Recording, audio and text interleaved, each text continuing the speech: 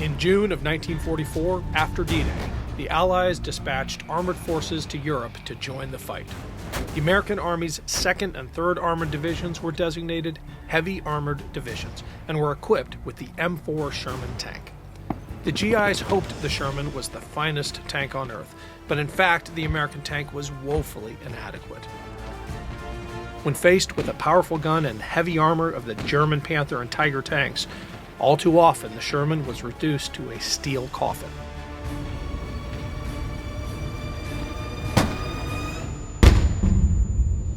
Hi, I'm Ken Harbaugh, host of Warriors in Their Own Words. Bert Close was a 19-year-old Sherman tank crewman. During the war, he was forced to bail out of 4 destroyed Sherman tanks.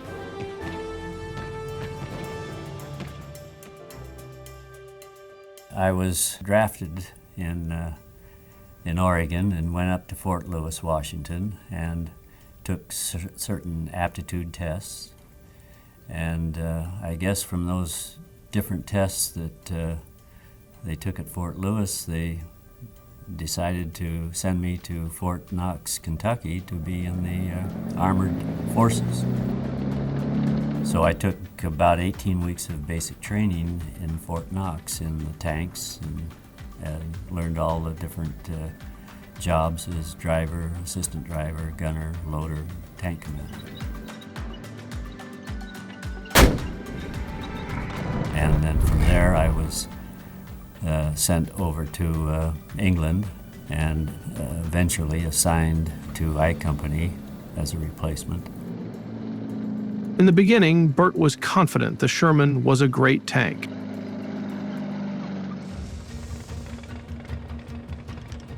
I have letters that I wrote home when I was at Fort Knox, and my folks saved all my letters, and rereading my letters, I said that the tank was great. We were told it was the best in the world. Might be noisy, but it was really a wonderful tank. And I believed that right through all the time I was in England before we went over into France.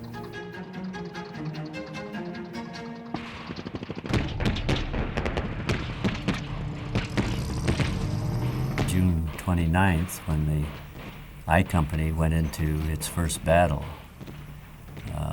there were 16 tanks in the company, and 12 of them were destroyed in the first day's battle. Most of them were knocked out with German bazookas with a range of about 25 yards.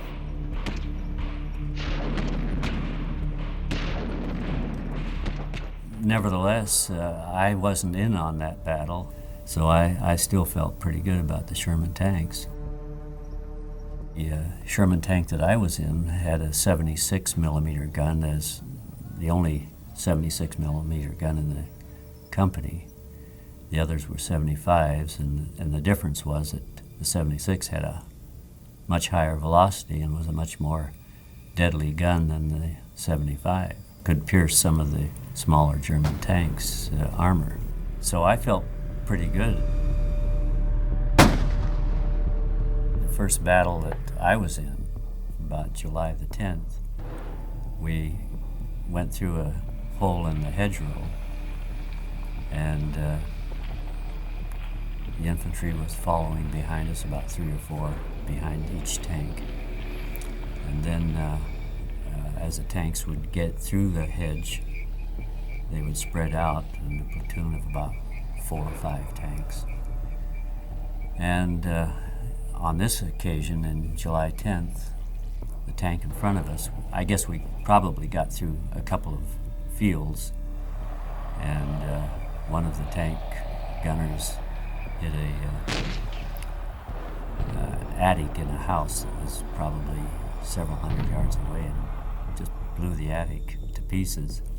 It could have been a place where a sharpshooter was, or a spotter was giving instructions to German artillery or something. Anyway, we went through these fields, and the tank in front of us, maybe 30 yards in front of us, was hit and started burning.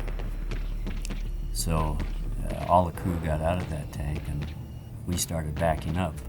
And one of the, I think it was a bow gunner in the tank in front of us that was hit, stood right out there in front of our tank and gave directions with his arms, motioning the driver how to back up into the hole in the hedgerow that we had come through. And then P-47s hit that area. And just maybe 100 yards, 150 yards in front of us, 2 or 3 P-47s came in and strafed and bombed that area and blew up what was ever there in the way of artillery. And we moved into a village. Well, the villages in France, of course, the streets were very narrow, and the buildings on each side rose maybe 2 or 3 stories above our tank. And while infantry was running from door to door, covering each other on each side of the street, we were firing at the end of the street or with 76 cannon, and I was firing machine guns. Just didn't see anybody, but just in case there was anybody that wanted to pop out, we would keep them down. But there was a place for bazooka men who could have jumped out of a window up above us and hit us with the bazooka, and there would have been no way in the world that we could have stopped that. So, in a sense, every time we got into a tank, knowing what we had already been through, we knew that it was, in a sense, a suicide mission. But nevertheless, I think each of us felt that we were rather invincible and wouldn't be hurt or killed. And that's what kept us going. I think if we felt otherwise, we would never been able to get into a tank and fight. And that's when I joined Lafayette Poole's crew after that first battle when his bow gunner was killed. Tank Commander Lafayette Poole is considered a top tank ace of World War II, destroying 12 enemy tanks and 258 armored vehicles and self-propelled guns. Lafayette Poole, when I joined the crew, was just another tank commander, another tank staff sergeant and platoon sergeant. And he had been in 3rd Armored Division and I Company of the 32nd Regiment for probably 2.5 years. Trained in Mojave Desert and in Indian Town Gap, Pennsylvania, and Camp Pickett, Virginia. And that crew had all been together, but nobody, was in awe of anybody else at that time. They all knew each other very well, and they knew their families to some extent. So Poole was just like every other tank commander and every staff sergeant when the first battle started. I didn't even know Poole or the crew when I joined them on about the 1st or 2nd of July after the first battle. And he was smart and he was quick. He was a Golden Gloves boxer, and I'm told that he even fought a exhibition round in England with Joe Louis. So he wasn't afraid of anybody, but nevertheless he wasn't cocky. He didn't. I was a buck private, and the others were all privates or corporals. He was a staff sergeant, but he never pulled rank. Everybody knew what they were supposed to do, and they did it, and they worked together very well. So he wasn't a macho type at all. And we used to kid him, and sometimes we'd call him Lafayette, we are here, I guess the World War I veterans or soldiers did to the French soldier. And we would kid him, and of course he was always willing to take a joke. And nobody took anybody seriously, really. except when we were in the tanks and going down the road, and then things got pretty tense. The first time I was with Poole in this was his second tank. It was my first tank in the Mood. It was a new tank. It had replaced the first tank that had been destroyed. And this was what I thought was a new tank, at least. It had new white enamel paint all inside, and smelled good and looked good. And it had a 76 gun, and I thought this was really a great tank. As we were about to start into action, and we were right on the verge of, we were probably within range of every German gun that was sitting out there, but nevertheless there was no action occurring at that time. And I had been moved up from bow gunner to the loader's position, and the loader's position was empty.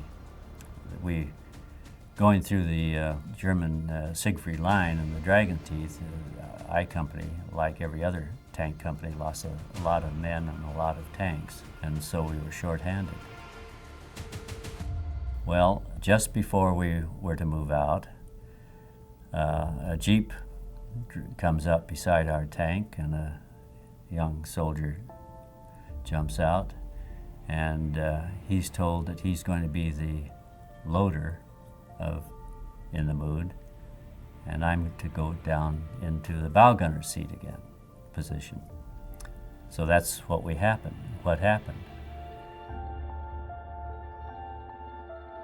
I don't know how long it was after that before we really started out. It might have been 10 minutes, 15 minutes before we moved out. Well, we moved out, started going forward, along with all the other tanks, I assume.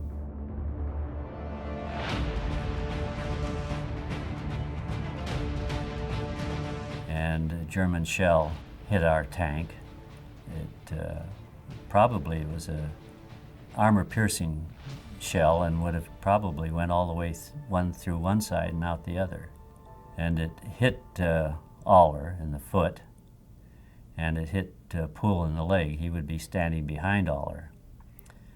And I don't know at that time whether that was a shell that also killed this soldier that had come in and replaced me in the loader's position. But I heard scrambling, and Poole and Aller got out of the tank. Well, Richards thought the best thing we can do is try and back out of range. And so he put the tank in reverse to see if we could get it out of range of this cannon that hit us. And we probably went back 30 feet or so, and we were hit again with another shell about in the same place. And if the first shell hadn't killed the loader, the second one did. And then we went a few feet back further, and we didn't know where we were going because we had nobody to guide us, and we couldn't see. We were no way to look around, no rear view mirrors.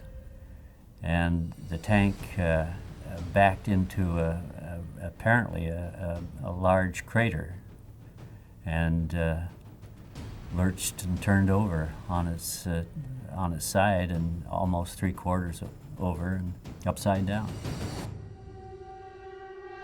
And we pulled, Richards and I pulled the loader out of the hatch, but he was dead by the time we got him out onto the ground.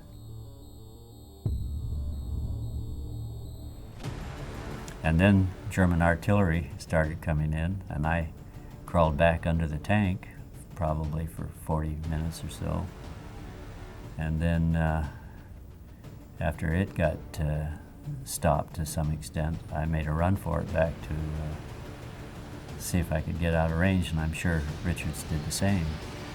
We got back to a forward command post, and all I remember about that was that some officer was telling two men who I assume were war correspondents. That sorry that he didn't really have anything much to show him up there. And I thought to myself, boy, if you wanted to come with me, I could sure give you a story.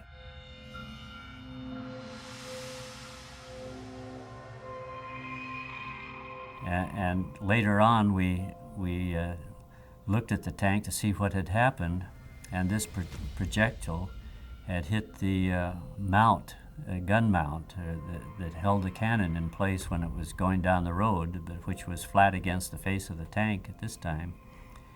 And it had hit that and been deflected and cut a gouge over the driver's hatch and sealed the driver's hatch, and then cut a gouge through the outside turret by the loader. And we discovered that after we were able to get out and look at the tank, and we saw what the damage that had been done on the outside. But the damage on the inside, all of the new white enamel paint had either been shaken loose or peeled loose from that explosion. And I happened to be down on my knees looking for 76 millimeter ammunition. I thought it was a good time to start praying. So when you consider an explosion that would knock the paint off the inside of a tank, that's a pretty good explosion. We got out of that all right.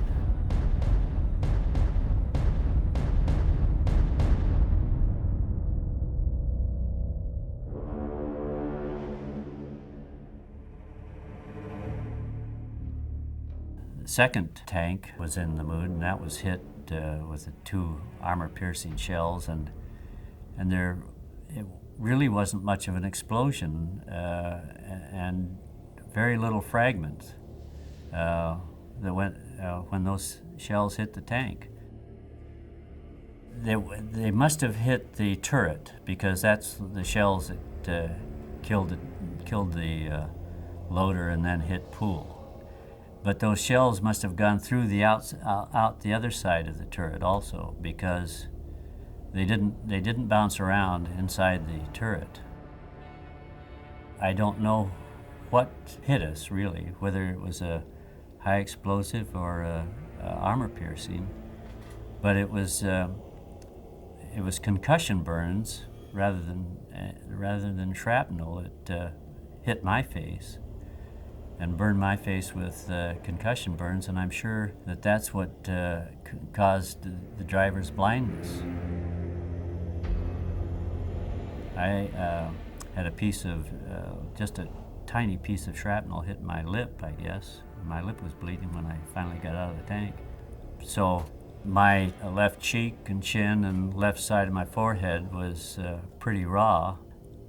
So I was sent back to the hospital after getting Starblaze to the first aid station.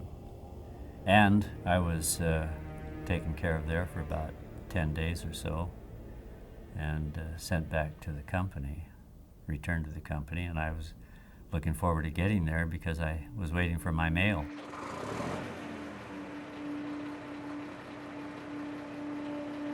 By then, the temperatures were down into the below zero, and I've read that they got down as low as 18 degrees below zero. And that was pretty cold on that raw face, I can tell you. At that same time, as I was going back to the replacement depot, after getting out of the hospital, I met two old I Company men who had been badly burned in the first day's battle on June 29th. Badly burned, and they were in hospital, I guess, in England. And they were being returned to the company about the 10th of January. And I couldn't believe that they would be sent back after the injuries that they had suffered. And on our first day's outing again, when I was in the company commander's tank, they were sent and put in another tank as driver and assistant driver, and they were both killed. There was always replacements. Although they were not trained to fight in tanks, they were there to be able to, they were there to drive them, and through sheer numbers, they were able to beat the Germans.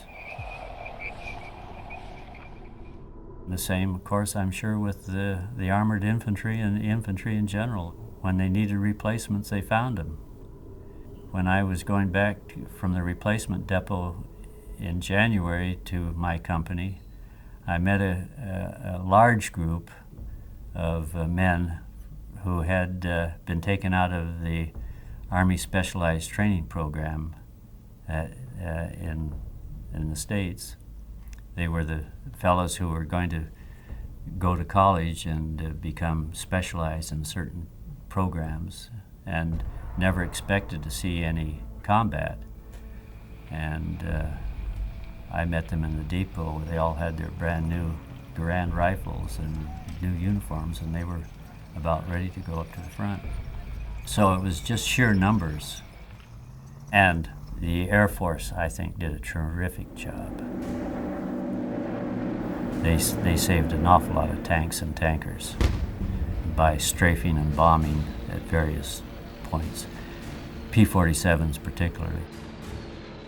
P-47s did a tremendous job, and I think that they must have contributed greatly to the ability of the tanks to go down these roads safely and make the miles that they did laterally.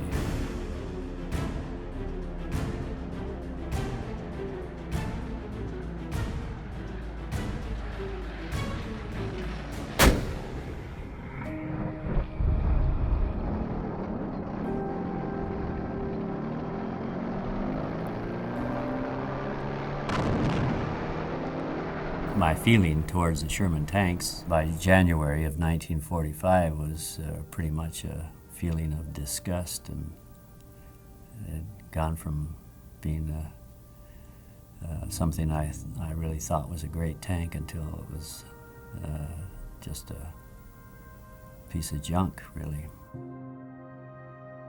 I think the problem was that the Sherman tanks, as I have since read, were designed really to fight ground troops, not German emplacements or German tanks. And my feeling was that there was no reason to use Sherman tanks in the hedgerows when they could be destroyed by bazookas at a range of 25 yards. I think the Sherman tank was inferior in both armor and firepower, but I think also the tactics that were used, the strategy of sending tanks up roads one behind the other, and trucks and half-tracks one behind the other on an icy road where there was no maneuverability, was terrible. It just seems to me that there must have been another way to have fought that battle. And I totally lost confidence in whoever was making the decisions. And I told the company first sergeant that. I was totally disgusted both with the Sherman tank and with the people who were making the decisions on how to use it. And as I reflected back on the second and third and fourth tanks that we lost, those tanks never really fired a telling shot before they were knocked out. One way or the other, they were just sitting ducks, and they were never used to any potential. And I have to think that it was the people in command that really weren't using those tanks the way they should have been.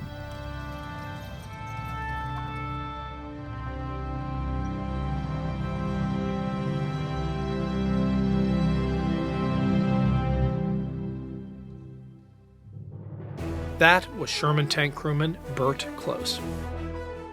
Warriors in Their Own Words is our attempt to present an unvarnished, unsanitized truth of what we have asked of those who defend this nation. Thank you for watching, and by doing so, honoring those who've served. This program was produced by Evergreen Podcasts and Documentary.tv. I'm your host, Ken Harbaugh. If you've enjoyed this episode, please comment, share, and subscribe below.